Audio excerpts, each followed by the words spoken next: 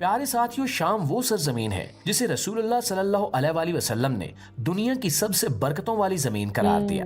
रसूलुल्लाह सल्लल्लाहु अलैहि वसल्लम की कई अहादीसे मुबारका सबसे में बरकत शाम वाली। का जिक्र एक अहम मकाम के तौर पर आया है। हेलो फ्रेंड्स, सत श्री अकाल, आदाब, नमस्ते, welcome back to our channel Ilahi reaction. आज हम अपने चैनल पर लेकर आए हैं बहुत इंटरेस्टिंग वीडियो पे रिएक्शन, जिसमें हम रिएक्ट करने वाले हैं द अराइवल ऑफ 40 अब्दल्स एक्सप्लेन द प्रोफेसी अनफोल्ड। तो अराइवल्स ऑफ 40 अब्दल्स जो हैं वो हमें आज की वीडियो में पता चलने वाले हैं। काफी अच्छा और काफी इंटरेस्टिंग टॉपिक लग रहा है, तो चलिए पहले वीडियो देखते हैं, फिर इसके बारे में बात करेंगे। वाकई में इस टॉपिक के ऊपर हमने कभी कोई वीडियो देखी नहीं है और हम बहुत ज्यादा एक्साइटेड है इस टॉपिक के बारे में जानने के लिए। तो चलिए पहले इस वीडियो को देखते हैं, फिर इस वीडियो के बारे में बात करेंगे। तो बिना किसी देरी के शुरू करते हैं आज की इस वीडियो को। प्यारे दोस्तों, ये बात है दुनिया की तारीख के उस लम्हे की जब जमीन को एक तबाहकुन तूफान ने घेर लिया था। तूफान नू में हर चीज बहा दी गई और सिर्फ वही बचे जिन्हें अल्लाह ने बचाना चाहा। लेकिन सवाल ये है कि तूफान नू के बाद क्या हुआ? तूफान इंसान ने कहां से नई शुरुआत की?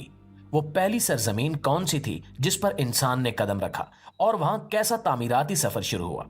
ये कहानी शुरू होती है एक ऐसी जमीन से जिसे आज हम शाम के नाम से जानते हैं। जी हाँ, वही शाम जो अंबिया की सरजमीन है, यानी बरकतों की सरजमीन। तूफान के बाद सबसे पहली दीवार हुरान में तामीर हुई। इसके बाद दमिश्क ने अपनी बुनियादों को मजबूत किया और फिर बाबिल जो इल्म हिकमत का मरकज बना।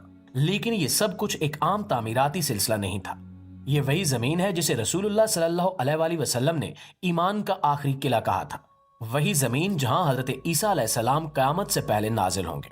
और ये कहानी सिर्फ तारीख की नहीं, ये मुस्तकबिल की एक झलक भी है। लिहाजा आज की वीडियो में हम आपको लेकर चलेंगे उस तूफान के बाद के सफर पर जहां से इंसानियत की नई तारीख लिखी गई, और हम जानने की कोशिश करेंगे कि शाम, हुरान और बाबिल का एक दूसरे से क्या गहरा ताल्लुक है और शाम को क्यों क़यामत के अहम वाक़यात का मरकज समझा जाता है। तो दोस्तों तैयार हो जाइए, क्योंकि ये सिर्फ एक वीडियो नहीं, ये एक हैरत अंगेज इंकिशाफ है जो आपकी सोच को बदल कर रख देगा। लेकिन वीडियो शुरू करने से पहले कमेंट सेक्शन में हमें यह जरूर बताइएगा कि आपका ताल्लुक किस सरजमीन के कौन से मुल्क से है। प्यारे दोस्तों, जब तूफान नू खत्म हुआ तो जमीन पर जिंदगी के आसार दोबारा जाहिर होना शुरू हुए। लेकिन ये वो वक्त था जब जमीन मुकम्मल तौर पर वीरान हो चुकी थी। पहाड़ों के अलावा सब कुछ पानी में बह गया था। हजरत नूह अलैहिस्सलाम और इनके साथियों ने एक नए सफर का आगाज शुरू किया। जमीन पर कदम रखने के बाद सबसे बड़ा सवाल यह था कि तामीरात कहां से शुरू की जाए। उसी लम्हे तारीख ने हुरान का इंतखाब किया। ये वो मकाम था जहां तूफान के बाद सबसे पहली तामीर की गई। हुरान की दीवारें वो अवलीन निशान हैं जिन्होंने इंसान के नए दौर की बुनियाद रखी। फिर इसके बाद दमिश्क, जो आज भी दुनिया के कदीम तरीन शहरों में शुमार होता है, इंसानी तहजीब का मरकज बनने लगा। दमिश्क क्यों आम था? क्योंकि ये एक महफूज और रूहानी जगह थी। ये वही सरजमीन है जिस पर कई अंबिया के कदम पड़े। यहाँ की फिजा और जमीन को हमेशा से बरकतों का गहवारा समझा गया। और फिर तारीख हमें बाबिल की जानिब ले जाती है। बाबिल जो कि इल्म, ताकत और तहजीब का गहवारा था, उसी दौर की अजीम तामीरात में से एक है। तूफान के बाद ये तीनों मकामात ना सिर्फ इंसानी रिहाइश के मराकिज बने, बल्कि रूहानी तौर पर भी बहुत अहम रहे। हुरान, दमिश्क और बाबिल का ये ताल्लुक हमें बताता है कि इन तीनों जगहों ने तूफान नू के बाद इंसानियत को एक नई सिमत दी। ये तमाम मकामात शाम के गिरदो नवा में वाक़े हैं, जो इस खित्ते की अहमियत को और भी बढ़ा देते हैं।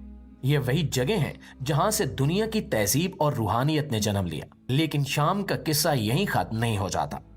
प्यारे साथियों, शाम वो सरजमीन है जिसे रसूलुल्लाह सल्लल्लाहु अलैहि वसल्लम ने दुनिया की सबसे बरकतों वाली जमीन करार दिया। रसूलुल्लाह सल्लल्लाहु अलैहि वसल्लम की कई अहादीसे मुबारका में शाम का जिक्र एक अहम मकाम के तौर पर आया है। आप सल्लल्लाहु अलैहि वसल्लम ने फरमाया कि शाम वो जगह है जहां क़यामत से पहले ईमान की रोशनी बाकी रहेगी। रसूलुल्लाह सल्लल्लाहु अलैहि वसल्लम ने अपनी हयात मुबारका में शाम की फतह की खबर दे दी थी। आप सल्लल्लाहु अलैहि वसल्लम ने फरमाया था कि एक दिन ये सरजमीन इस्लाम के ज़ेरे साया आ जाएगी और यहाँ के लोग ईमान के किले में जमा होंगे। ये पेशगोई उस वक्त एक मौजज़ा लगती थी, क्योंकि शाम रोमी सल्तनत के ज़ेरे तसल्लुत था, जो उस दौर की सबसे बड़ी और मजबूत सल्तनत थी। लेकिन रसूलुल्लाह सल्लल्लाहु अलैहि वसल्लम की पेशगोइयों के चंद साल बाद खिलाफत सदीकी में शाम को फतह करने का सिलसिला शुरू हुआ। हजरत अबू बकर सदीक रजी अल्लाह ताला अन्हु ने इस्लाम के झंडे को शाम की जरजमीन तक पहुंचाने के लिए अपनी फौजें रवाना की। उस वक्त शाम में कई अहम जंगें हुई, जिनमें मुसलमान मुजाहिदीन ने अपनी जानों का नजराना देकर इस बरकतों वाली जमीन को आजाद कराया। حضرت عمر فاروق رضی اللہ تعالی عنہ کے دور میں یہ فتح مکمل ہوئی۔ اسلامی افواج نے دمشق، حمص اور دیگر اہم شہروں کو فتح کیا اور شام پوری طرح اسلامی خلافت کا حصہ بن گیا۔ حضرت خالد بن ولید رضی اللہ تعالی عنہ اور دیگر صحابہ کرام نے ان فتوحات میں اہم کردار ادا کیا۔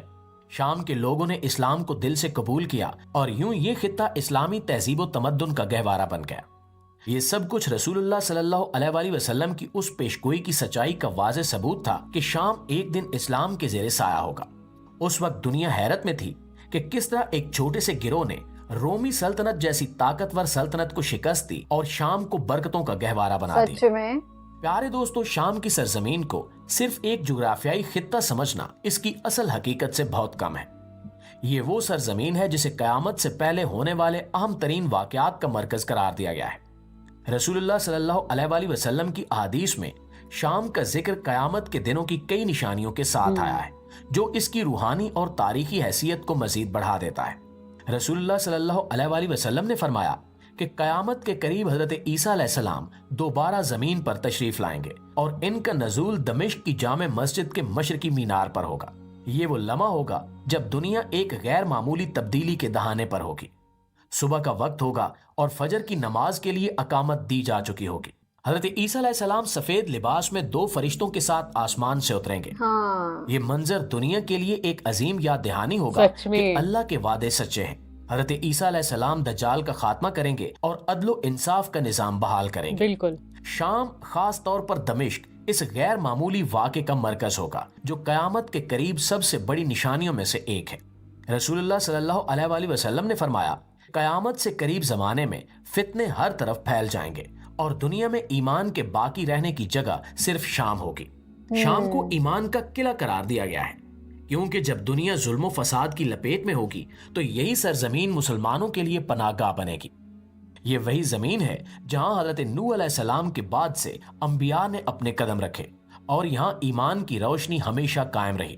اسی روشنی کے تحفظ کے لیے اللہ نے اس سرزمین کو قیامت کے وقت کے لیے بھی منتخب کیا۔ اچھا، آج کے دور میں بھی شام کے حالات کو دیکھیں تو واضح ہو جاتا ہے کہ رسول اللہ صلی اللہ علیہ وآلہ وسلم کی پیشگوئیوں کے مطابق دنیا بڑی تبدیلیوں کی طرف بڑھ رہی ہے۔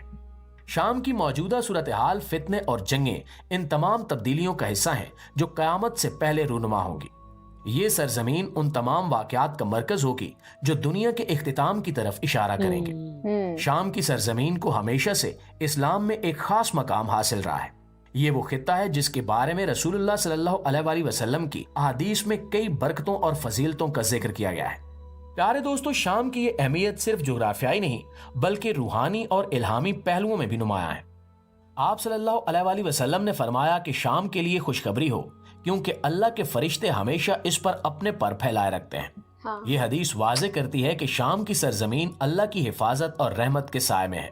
فرشتوں کا پر پھیلانا اس بات کی علامت ہے کہ یہ خطہ ہمیشہ اللہ کی خاص رحمتوں کا مرکز رہا ہے۔ بالکل۔ یہ برکت اس لیے بھی عام ہے کہ جب دنیا میں فتنے اور فساد کا دور ہوگا تو یہی سرزمین ایمان اور امن کا قلعہ بنے گی۔ فرشتوں کی یہ حفاظت شام کے اس روحانی مقام کی تصدیق کرتی ہے جو اسے دیگر سرزمینوں سے ممتاز کرتی ہے۔ رسول اللہ صلی اللہ علیہ وآلہ وسلم نے شام کے بارے میں ایک اور اہم بات فرمائی کہ شام کی سرزمین میں ہمیشہ 40 ابدال موجود رہیں گے۔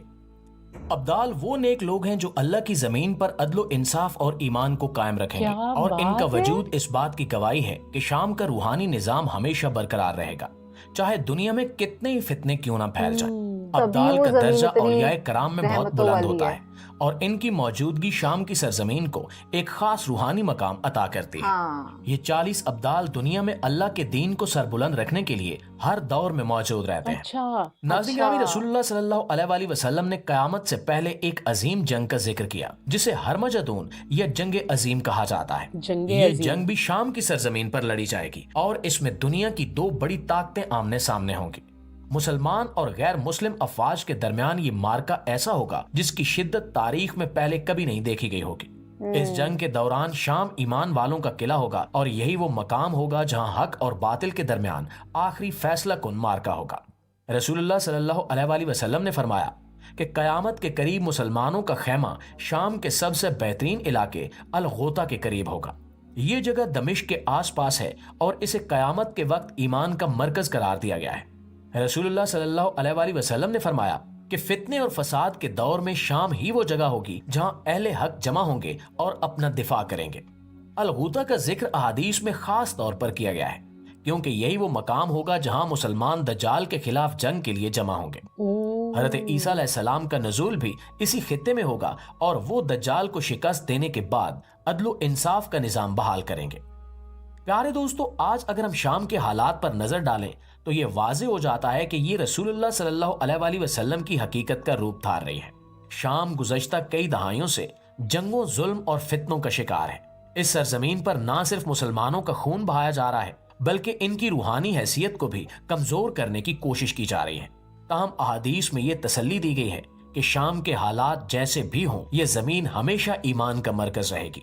मौजूदा जंगें और फितने सिर्फ इस बात की तरफ इशारा है कि दुनिया बड़ी तब्दीलियों के दहाने पर है और वो वक्त करीब है जब शाम का जिक्र कयामत की निशानियों के तौर पर होगा। आज की वीडियो से हमें काफी कुछ नया पता चला। मतलब तूफाने नूह के बारे में हमने कभी पहले नहीं सुना था, ये हमने आज की वीडियो में देखा। और उसके बाद उन्होंने हमें कैसे बताया शाम की सरजमीन जो है वहां पे हमेशा 40 अब्दाल जो है वो रहते हैं ईमान के लिए।